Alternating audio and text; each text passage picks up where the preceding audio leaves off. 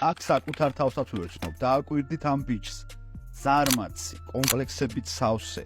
სარკეში ჩახედვაც კი მეზიზღებოდა მახსოვს, ჩემს ომად ანსაცმელს ფაქტიურად ვერ შოულობდი და ზოგი მირჩევდა წადი ივარჯიში გახდები და რეალურად ვარჯიში კი არა სიარულის თავიც არ მქონდა, სიარულშიც კი ვიღლებოდი.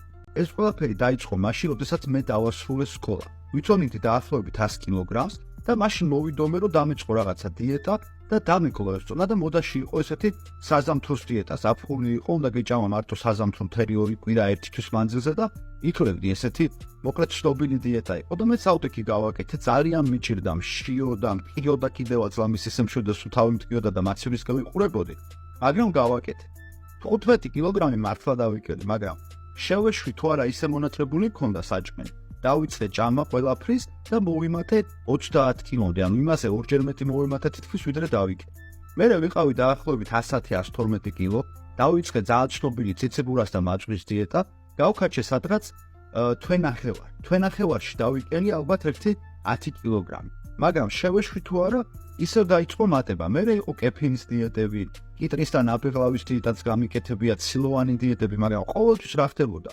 ვიკლებდი, ისე ვიმატებდი ამ წონას. ალბათ შეტვისაც ნაცნობია ეს ყველაფერი.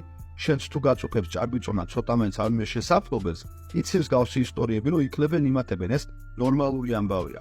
მე მეზობლები მეუბნებოდნენ, რომ რა თავს იკლავ ამ შილშილი, წადი ხა ვარჯიში დაიწყე და გახდებით ამ მივედი სავარჯიშოდ და კურიოზი იყო მოკლედ. დავდექი სარბევილი გზა, 3 წუთი ვირბინე, მოკვდი აი ქოშინი დავიწყე, ისე დავიღალე, რომ მივხვდი რომ ამის მოტივაცია და ძალები არ მეყოფოდა.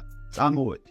მე კიდე დავაცალე 1-2 თვის მერე თავს რომ ისევ დავიწყე ვარჯიში, ცოტ-ცოტა ნელ-ნელა მივეჩვი 1-7 კილო დავიკენი, მაგრამ მე ვიღაცის დაბადების დღე დაემთხვა, იქ წავედი, აქ წავედი, ნუ არ მეყო რა ეს მოტივაცია, როგორც ხდება ხოლმე და ისევ შევეშვი ამ ყველაფერს. ამიტომ თუ შენ ეს გეცნობა, ეს ნორმალურია რა და ბოლოს რა მოხდა? ბოლოს მე არა დედაჩემი მიხვდა რომ მარტო არ გამომივიდოდა და მივედი პროფესიონალ კვების კონსულტანტთან, არაერთ კონსულტანტთან, რამოდენიმე კონსულტანტი მეხმარებოდა. დავაბალანსე კვება, დავიწყე პარალელურად ამ პროფესიის შესწავლა.